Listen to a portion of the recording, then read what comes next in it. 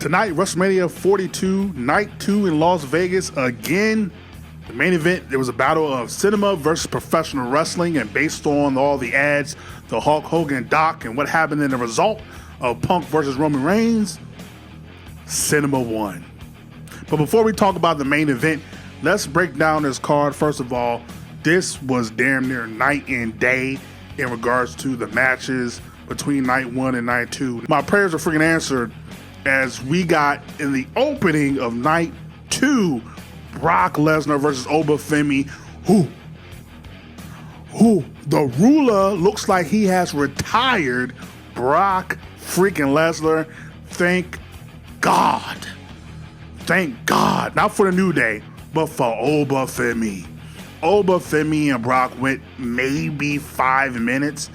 The story they were telling is Brock couldn't really figure out what to do with Oba. He couldn't out-muscle Oba, but he was able to eventually outthink Oba for a little bit, making it a little bit rough on the outside. But Oba ate an F5, got up, hit his finisher, bada bing, bada boom, get him out of there. And Brock Lesnar, after the match, undid his gloves in the middle of the ring, undid his boots, left him in there, and hopefully we don't get a resurgence of Undertaker back in 2017. Hopefully this is it. It is done. I know a lot of people are like, what about Gunther and Brock? What about Brock ending his career in Minnesota at SummerSlam?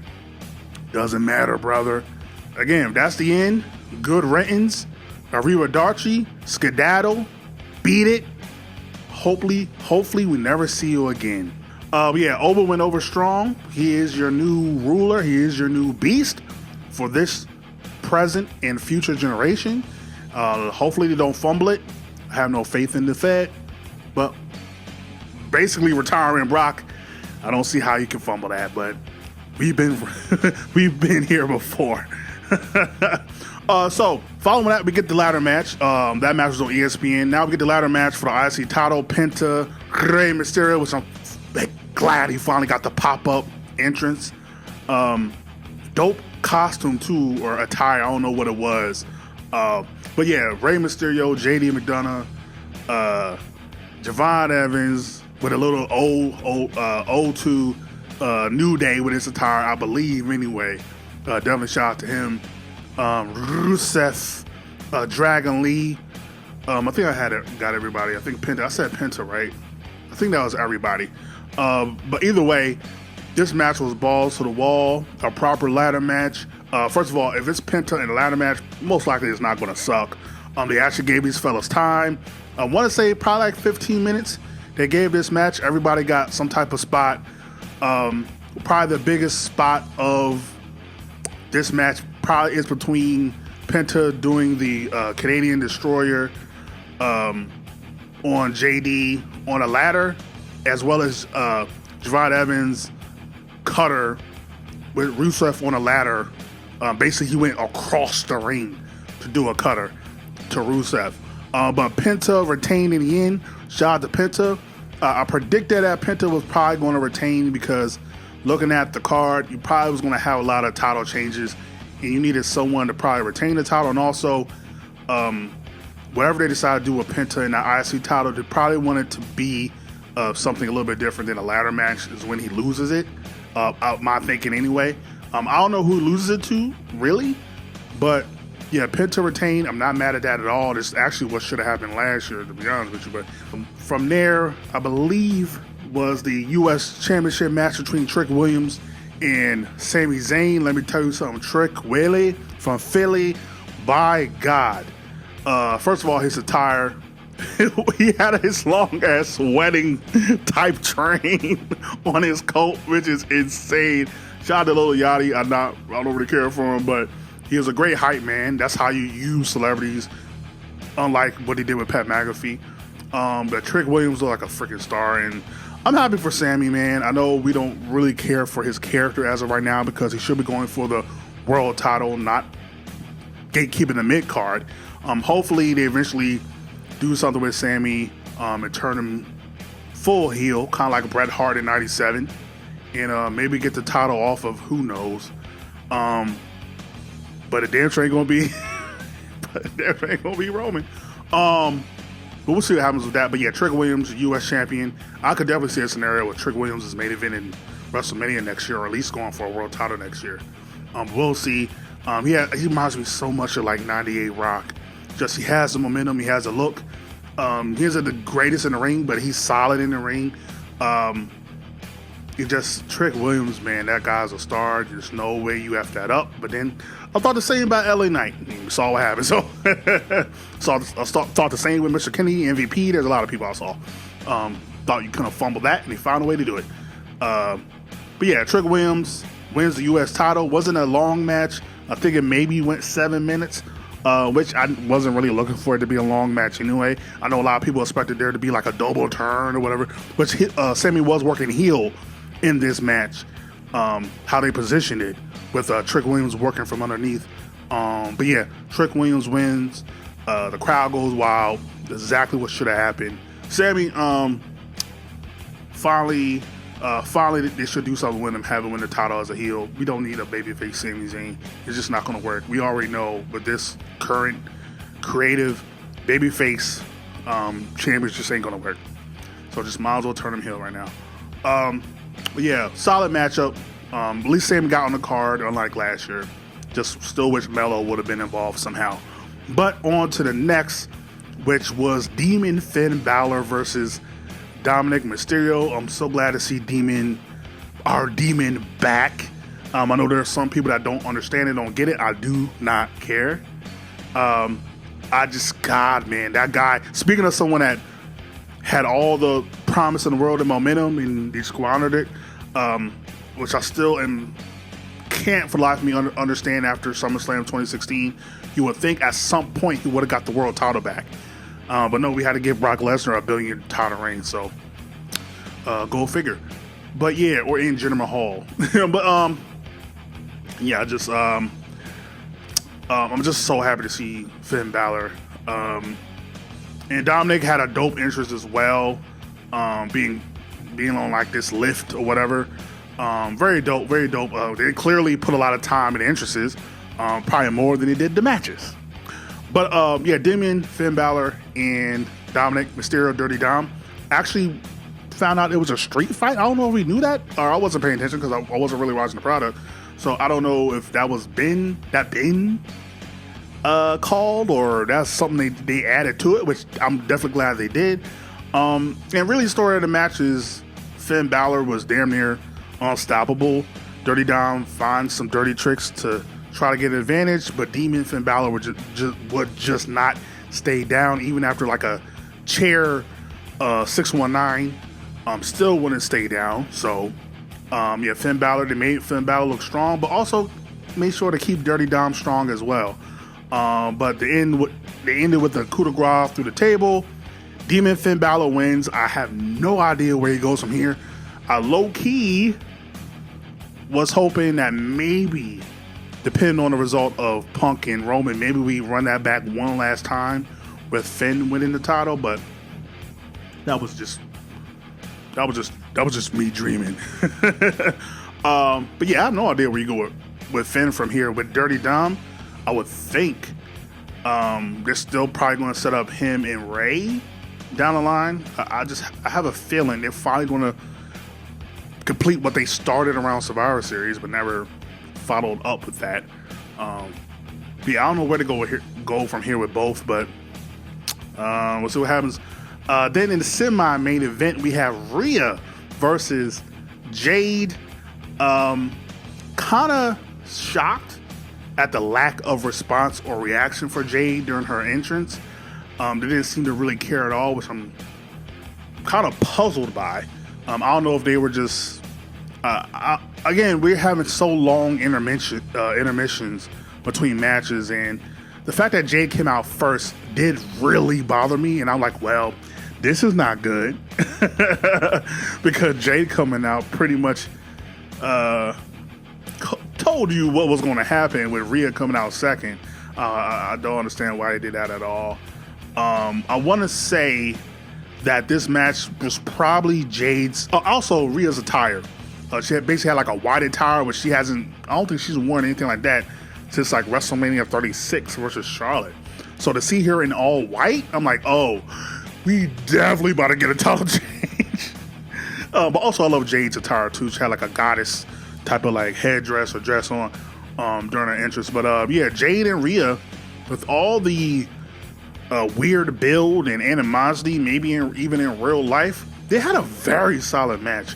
Now I know a lot of us, including me, our expectations were low, but they had a very solid match. This probably is Jade's best match thus far, even more than her Naomi matches she had last year at WrestleMania and even at Saturday Night's Main Event. I don't know if it's good as that.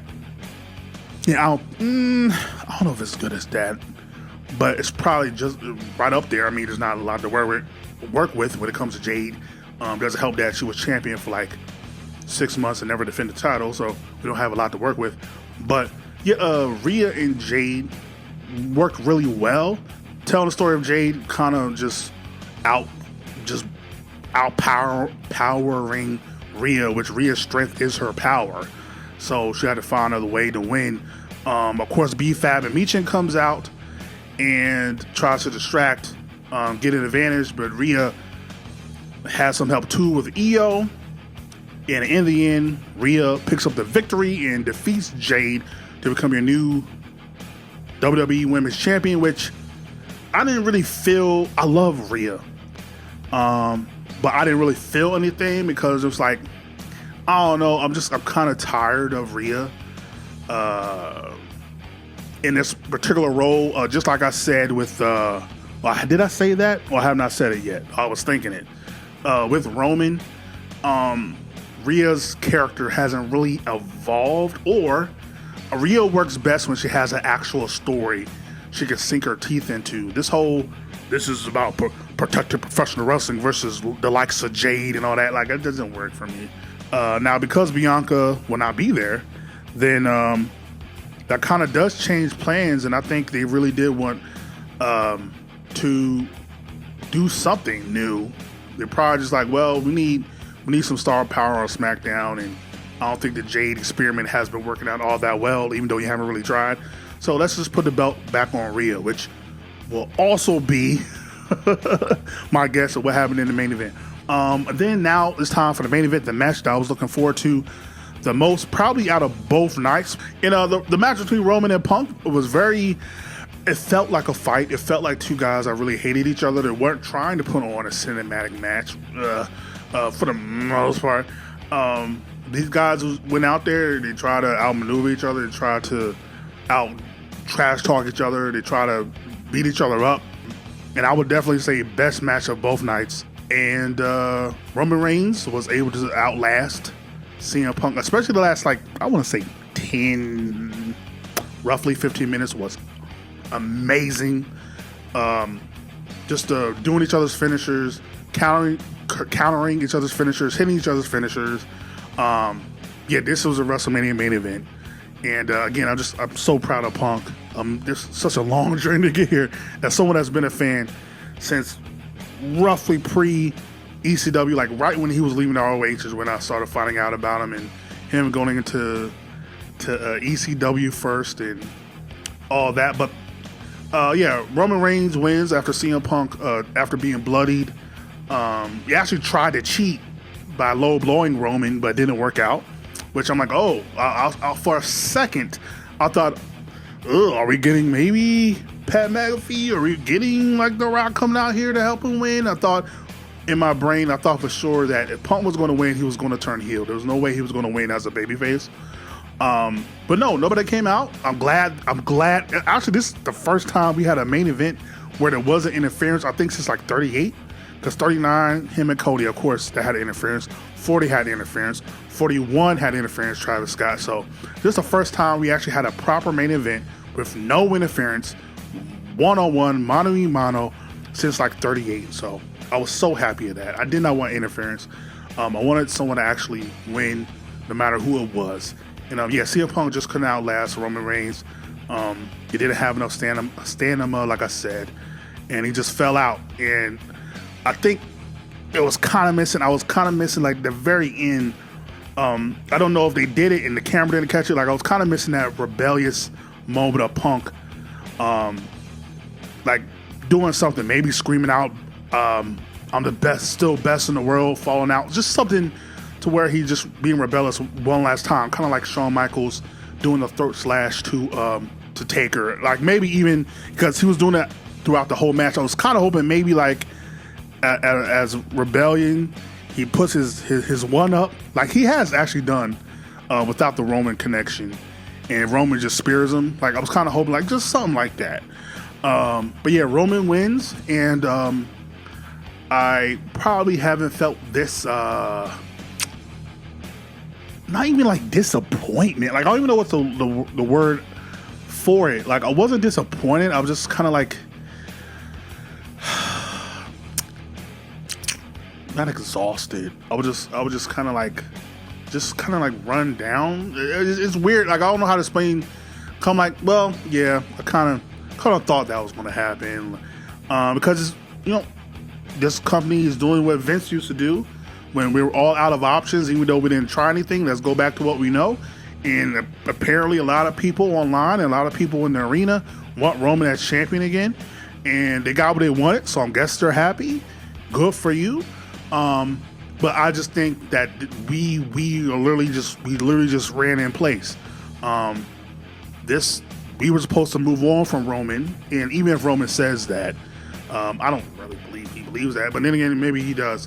That we were supposed to be in the era now of your Obas, of your LA Knights, of your Braun Breakers, things of that nature, and we haven't gotten there because they haven't put in the effort to do so. So Roman now has main event his 11th WrestleMania, but isn't something to brag about because that means that you haven't done anything to make new stars.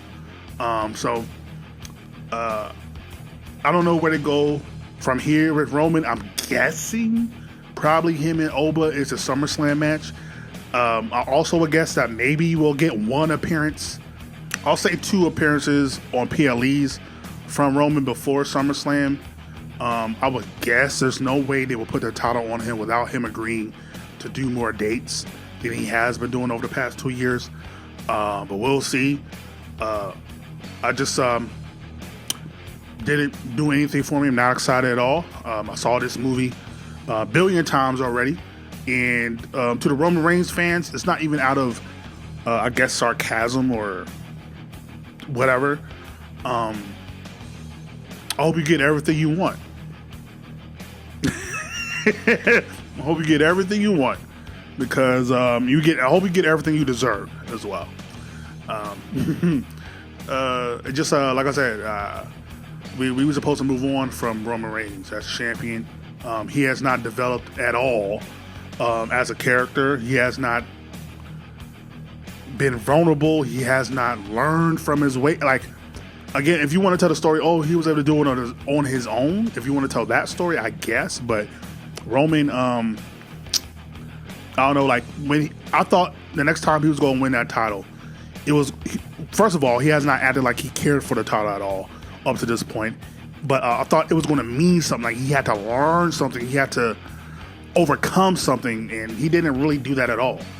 There was no adversity for him. He won the Rumble after being gone for like 2 months before that, being gone however long. So it was just kind of like a formality. I think I might have said in my prediction, he walks around and talks as if he's entitled to be champion. And again, that's just not entertaining to me. That's not something that is intriguing to me. But again, I guess that's what the fans want. And the company, again, has done such a piss poor job of creating new stars that they say, well, we need some momentum. We need to go back to what we know. And we know Roman as champion. But I promise you this is, and again, I'm not even really being spiteful. I'm just being truthful. That when you 4 months from now are watching the product and they're like, damn, man, this ain't hitting like it used to. Damn, man, this ain't interesting like it used to be. Damn, man, what happened? Well, I think you're going to find out that Roman's rise to the top as the tribal chief headed at the table, a lot of it was on the shoulders of Paul Heyman. A lot of it was on the shoulders of Jey Uso, Jimmy Uso, and eventually Sami Zayn. You're going to find out very soon and very quick that if Roman is by himself, he's not as entertaining, he's not as appealing, because what made the tribal chief and head of the table storyline so not only fascinating and intriguing and relatable, is his vulnerability of wanting to be acknowledged, feeling like he needed to win for his family, but also wanted that acknowledgement that he deserved to be at the top when for so many years the fans and maybe even some people of his peers did not believe in him, like a CM Punk. That's what made it so fascinating. So yeah, I don't think we're going to get anything close to that. So yeah, this reign probably isn't going to be entertaining at all. You probably going to have no moments. But again, like I said, y'all deserve everything that's coming to you. This is what you want. I hope you get it. Yeah, cinema definitely won tonight. So part of me is sad that now Punk was able to main event with the most commercialized time in WWE history ever. And it does kind of hurt me, and it annoys me and pokes at me like, damn, it had to be now. It could have been any other time but now. Now he made events, and it's just like, damn, man. All those years that we lost, all that time we lost because you had a weirdo man that could not get past his own whatever, get his head out of his ass and see the talents of a Punk, a Daniel Bryan, a Cesaro, a Dolph Ziggler, and countless other men and women that deserve certain spots. But yeah, that kind of hurts me. But still, I'm so happy for Punk. And yeah, there's really nothing left for me as a wrestling fan to see. So this would be intriguing. Like, this was like the last thing, really. So yeah, I don't know, man. This kind of feels like a finale for me as a fan. So, but yeah, let me know what you thought of night 2. Again, definitely infinitely better than night 1, which wasn't a high bar to surpass. Let me know how you feel. Did this feel like WrestleMania? Did it revitalize your hope in the company? For me, not really. I just think it's just kind of like, okay, cool. But yeah, I don't really feel anything.